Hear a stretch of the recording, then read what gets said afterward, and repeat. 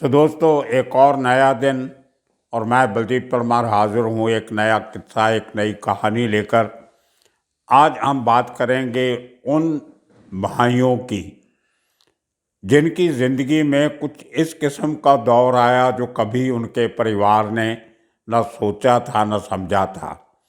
बात करेंगे उस शख्स की जिसने अपने ज़माने में सबसे बड़ा तहलका मचाने वाला मर्डर किया बीजेपी के एक बहुत बड़े लीडर का, उस लीडर का जो उस समय बीजेपी का प्रेसिडेंट था और महाराष्ट्र का, और बहुत अच्छा काम कर रहा था। करप्शन के खिलाफ जो लड़ाई वो शख्स लड़ रहा था, वो पूरे महाराष्ट्र की लड़ाई थी और वो एक साफ सुथरी छवि वाला लीडर था।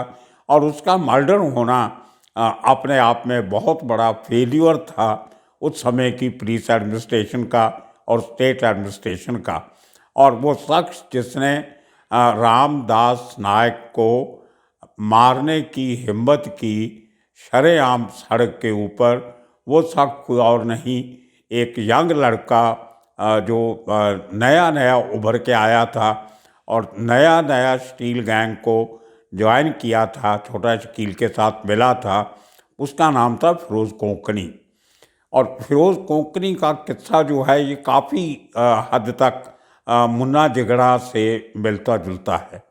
मुन्ना झिगड़ा ही नहीं, अगर कोशिश करें इसको जोड़ने की तो बहुत सारे ऐसे लोग जो 93 के बाद लाइमलाइट में आए, ब्लास्ट के बाद, उनमें से जितने लोग थे उनको ग्रूम करना, उनको अंडरवर्ल्ड के अंदर एडजस्ट करना और उनसे बड़े बड़े काम करवाना एक छोटा शकील की बड़ी सोची समझी लंबी प्लानिंग थी। इस थोड़ा सा फिरोज़ कोंकणी को समझने के लिए थोड़ा सा बैकग्राउंड में जाना पड़ेगा, वो और उसके भाइयों को समझने के लिए। भाइयों के भाई हमारा ये प्रोग्राम है, उसमें ये हमारी आज की कड़ी है। कल भी इसी के साथ जुड़ा हुआ किस्सा आपको सुनाएंगे। 93 तक बाबरी मस्जिद के गिरने के बाद 93 के ब्लास्ट होने तक छोटा राजन दाऊद का राइट हैंड मैन था। जितने काम मुंबई में बड़े बड़े होते थे, जो कंट्रैक्ट किलिंग का जिसको हम नाम देते हैं, किसको मारना है, जो किलिंग मशीन तो उन्होंने बना के रखी थी, शार्प शूटर जिनको कहते थे, जो अपने आकाओं के कहने पे कहीं भी कुछ भी करके आ जाते थे। उनमें से काफ़ी सारे तो गैंग पेरोल पे थे, कुछ लोग अपने बॉस के ज़्यादा करीब गिने जाते थे, कुछ दोस्त थे, दोस्ती निभाते थे बॉस के साथ। कई किस्म के लोग उस समय डी कंपनी के साथ काम कर रहे थे, जिनमें छोटा राजन भी एक था। और जितनी मुंबई में वो किलिंग आर्मी थी, जो एक रेजिमेंट थी उन हथियारबंद लोगों की जो डी कंपनी के कहने पे काम करते थे, उनमें 80% से ज़्यादा लोग छोटा राजन के थे। तो दाऊद को और छोटा शकील को कभी इस बात की कमी महसूस नहीं हुई कि उनके पास उनकी अपनी आर्मी नहीं है। मुंबई और इसके आसपास के इलाके, गुजरात, गोवा, यहाँ तक कि कर्नाटक में भी काफ़ी काम जो थे वो उस समय छोटा राजन के लोगों ने किए, नेपाल में भी किए, उत्तर प्रदेश में भी कुछ काम किए। तो जहाँ जहाँ कुछ डी कंपनी का कोई मामला होता था तो उसमें सबसे ज़्यादा काम जो है वो छोटा राजन के लोगों ने किए। 1987 से लेके 93 तक के 6 साल।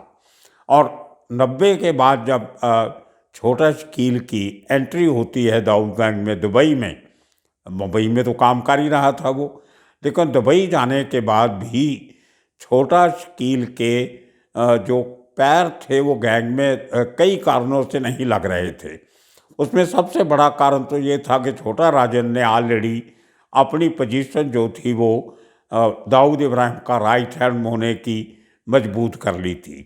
दूसरी तरफ दाऊद का भाई था अनीस, जो अपने आप को पूरे गैंग का बॉसगिरी में उत्तराधिकारी मानता था। उसकी अपनी कुछ आकांक्षाएं थी, अपने उसके कुछ सपने थे, कुछ अपना उसका एक नज़रिया था गैंग को चलाने का। उसके लिए वो शख्स जो था वो छोटा राजन के करीब ज़्यादा था, लेकिन छोटा शकील को अच्छा नहीं समझता था। शायद वो छोटा शकील को बचपन से जानता था, एक ही इलाके में रहते थे जहाँ पे दाऊद और उसके ख़ानदान का घर था। उसी के पास छोटा शकील की एक ट्रैवल एजेंसी चला करती थी।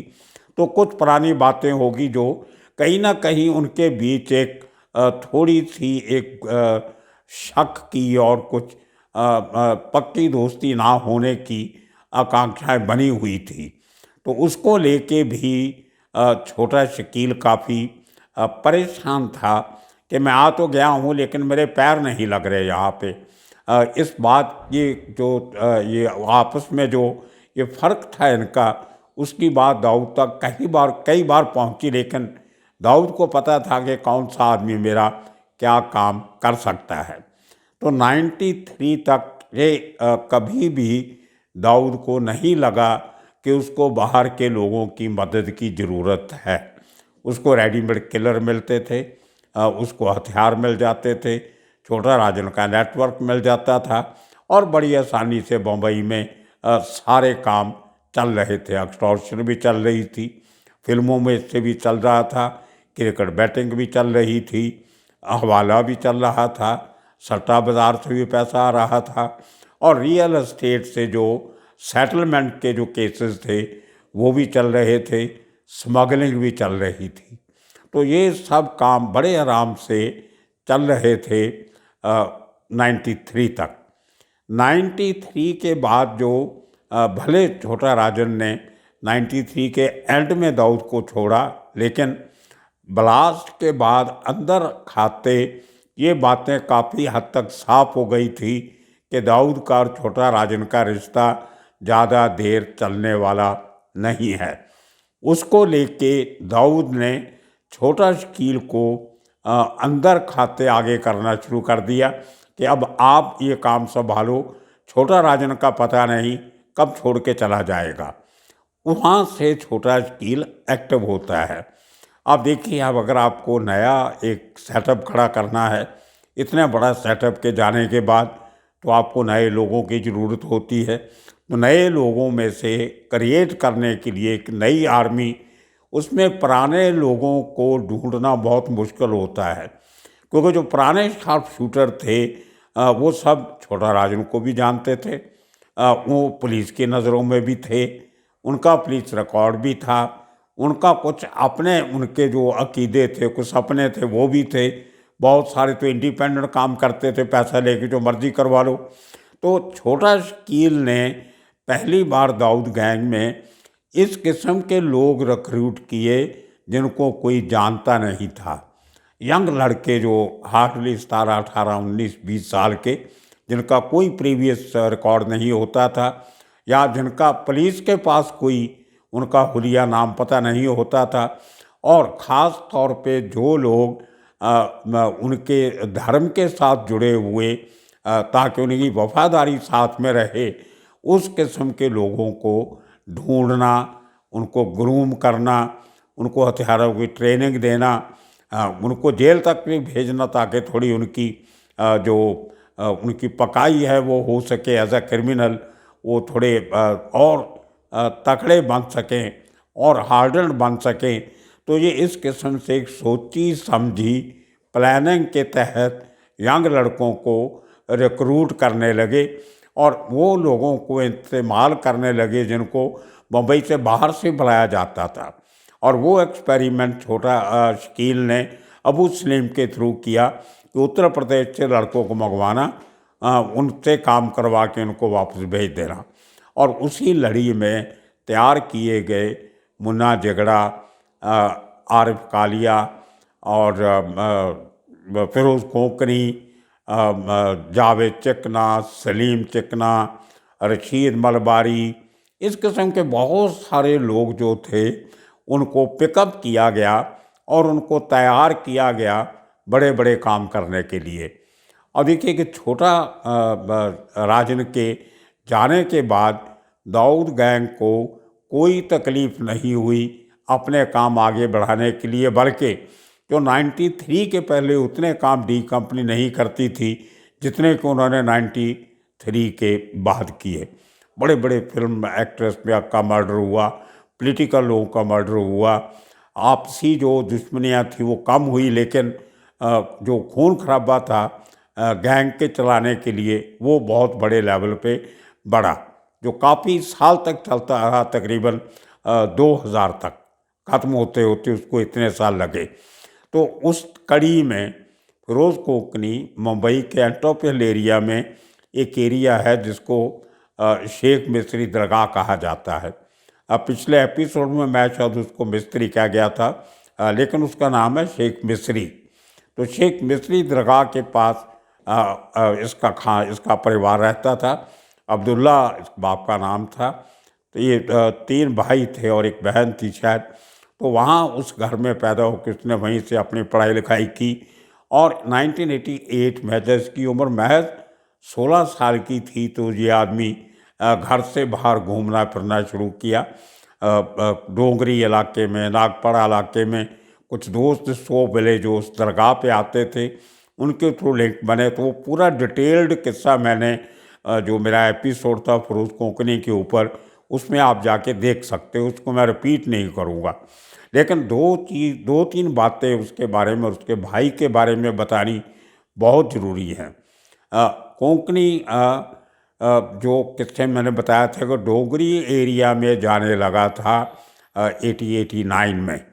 तो वहाँ से जाके उसने जो उसको दोस्त मिले वहाँ पे, जो उसके साथी मिले, उनके साथ मिलके इस आदमी ने पहला मर्डर एक दारू वाले का किया जो दारू का धंधा करता था और दारू पी के लोगों से झगड़े भी करता था।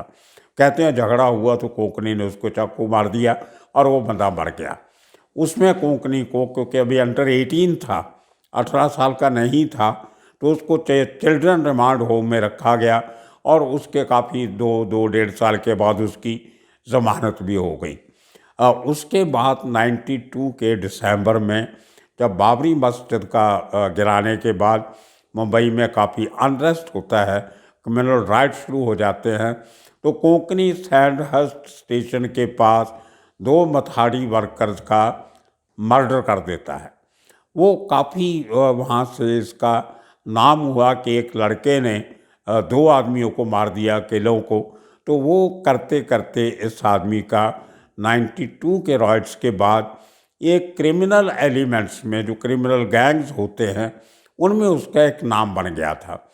और वहाँ से नाम बनने की वजह से 93 में छोटा शकील ने इसको पिकअप किया और उसको ग्रूम करना शुरू किया। 93 में और काफ़ी काम इसने किए छोटे मोटे, इधर उधर जो काफ़ी लंबी चौड़ी फहरिस्त है, उसमें जाने की ज़रूरत नहीं है। तो अगस्त 94 में इसको पूरी तरह तैयार करके, पक्का करके, हार्डन्ड करके इस शख्स को भेजा गया। 3 और लड़के साथ में दिए गए और वो काम था सबसे बड़ा रामदास नायक को मारना। 2 AK-47 राइफल इनके पास, 4 लोगों के पास, एक गाड़ी और एक स्कूटर या मोटरसाइकिल था। अलग-अलग 4 लोग पहुंचते हैं। जैसे रामदास नायक अपने घर से निकल के अपने बॉडीगार्ड, जिसके पास स्टैन गन थी, और एक पर्सनल बॉडीगार्ड उनका अपना, उनको लेके जैसे SP रोड के सिग्नल पे उनकी गाड़ी आती है, तो ये आदमी उनके ऊपर अटैक करके AK-47 से उनके बॉडीगार्ड को मार देता है और रामदास नायक को मार देते हैं वहाँ। तो बहुत बड़ा कांड होता है। उसके बाद ये आदमी को राकेश मारिया, वो पूरी डिटेल में मैंने एपिसोड में आपको सुनाया हुआ है। तो राकेश मारिया की टीम इसको मंगलुरु से ब्लू डायमंड होटल से पकड़ के लाती है। इसको जेल में रखा जाता है और जेल में से रिलीज़ होने के बाद ये आदमी अपने कांड फिर चालू रखता है और अल्टीमेटली 1988 में इसको जब जेल में था, थाना जेल में, पहले आर्थर रोड जेल में, फिर थाना रोड जेल में, थाना जेल में, वहाँ से ये बीमारी का बहाना लगाता है और इलाज के लिए JJ हॉस्पिटल में लाया जाता है, जहाँ पे हॉस्पिटल के अंदर एक प्रिजन वार्ड भी है, तो वहाँ पे ये इसका सीटी स्कैन होता है। इसकी शिकायत थी कि इसके सर में दर्द होता है काफ़ी। वो उसके वहाँ पे इसको आरिफ कालिया और उसके 3 साथी हॉस्पिटल से, एक इनका जो पुलिस वाले साथ में एस्कॉर्ट गई थी, उनमें से एक सिपाही को, एस्कॉर्ट को मार के, गोली मार के फिरोज कोंकणी को बाइक पे बिठा के आरिफ कालिया ले जाता है। और उसके बाद इस आदमी की तलाश शुरू होती है और पुलिस को कहीं ना कहीं शक होता है कि फिरोज कोंकणी को वहाँ से भगाने के लिए पुलिस वालों की मिली भगत थी। रॉनी मेंडोंसा पुलिस कमिश्नर थे, उन्होंने एक इंक्वायरी कमेटी बैठाई और अल्टीमेटली 6 लोगों को गिरफ्तार किया गया, जिनमें से 3 पुलिस वाले थे और 3 फिरोज कोंकणी के घर वाले थे। ये बात बहुत कम लोगों को मालूम है। इसका बाप अब्दुल्ला को पकड़ा गया। एक और उसका इसका बड़ा भाई था, उसका नाम अभी मुझे याद नहीं आ रहा, और छोटा भाई था अनवर, उसको पकड़ा गया। ये तीनों लोगों को इंक्वायरी के बाद दोषी पाया गया और 2 पुलिस वाले जो थे उनको सस्पेंड किया गया। 3 पुलिस वालों में से एक शायद बरी हो गया था। और जो 5 लोगों को कोर्ट से सज़ा होती है कि इन्होंने फिरोज कोंकणी के भागने में मदद की। और ये केस सीरियस इसलिए और भी हो गया, फिरोज कोंकणी के भागने का मामला तो था ही, लेकिन एक पुलिस वाले का मरना वहाँ पे हॉस्पिटल के अंदर, वो ज़्यादा सीरियस था। खैर, अब देखिए कि इसका वो भाई, बड़ा भाई जो था एक, उसके बारे में ज़्यादा पता नहीं, लेकिन छोटे भाई को मैं जानता था। ये किसी को पता ही नहीं कि इसके भाई लोग क्या करते थे, जिसका नाम अनवर था। 90s में अनवर करीम लाला के पास काम करता था। डोंगरी में जो ऑफिस था करीम लाला का, राहीम कैफ़े के साथ, वो दीवार के पास जो रिमांड होम की जो दीवार थी, जिस रिमांड होम में फिरोज कोंकणी को रखा गया था, दीवार के एक तरफ फिरोज कोंकणी था, दूसरी तरफ उसका छोटा भाई अनवर कोंकणी, वो करीम लाला के ऑफिस में ऑफिस बॉय का काम करता था।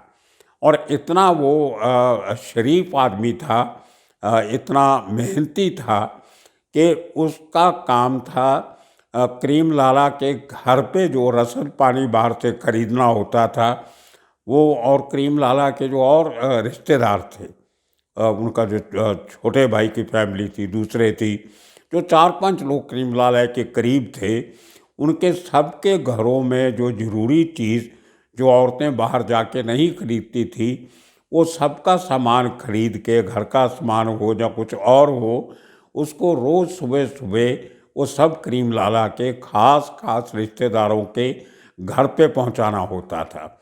और दोपहर में जो खाना, जो लोग ऑफिस में बैठे होते थे, उनका खाना घरों से ला के सबके ऑफिस में लाना, सबको खाना खिलाना, टेबल बिछाना, उसके बाद बर्तन रखने, फिर सब बर्तन उठाने और खाली डब्बे फिर वापस घरों पे दे के आने, ये काम करता था फिरोज कोंकणी का छोटा भाई अनवर। बहुत साल उसने करीम लाला के साथ काम किया, लेकिन कभी वो बदमाशी के फील्ड में नहीं गया। देखिए, तब से तकरीबन 90 से लेके 98 तक वो आदमी वहाँ यहाँ काम करता रहा करीम लाला के पास। और 98 में फिरोज कोंकणी के भागने के बाद, जब जे हॉस्पिटल से भागता है, उस इंक्वायरी में उस अनवर को भी अपने बाप और भाई के साथ पकड़ा जाता है और 6 साल की सज़ा वो आदमी काट के जेल से रह के बाहर आता है। और आज भी वो शख्स मुंबई में केरिया है, पाईदुनी में एक मंदिर है एक, उसके पास एक छोटी सी एक स्टॉल लगती है छोटे मोटे सामान की, लकड़ी के बाकड़े पे। पूरा दिन वो आदमी वहाँ से बैठ के वो जो स्टॉल चलाता है उसकी हेल्प करता है, लेकिन पूरी उम्र वो आदमी क्राइम के फील्ड में नहीं गया। एक भाई जिसने इतना बड़ा काम किया, इतने कांड किए, हथियार चलाए, लेकिन छोटा भाई जेल जाने के बाद भी अपने भाई के भागने की वजह से उसको जेल होती है, उसके बाद भी उसने क्राइम का रास्ता अख्तियार नहीं किया। तो ये किस्सा था भाई का। आने वाले दिनों में और किस्से कहानियाँ लेके फिर हाजिर होंगे। तब तक के लिए आप सबका शुक्रिया, धन्यवाद।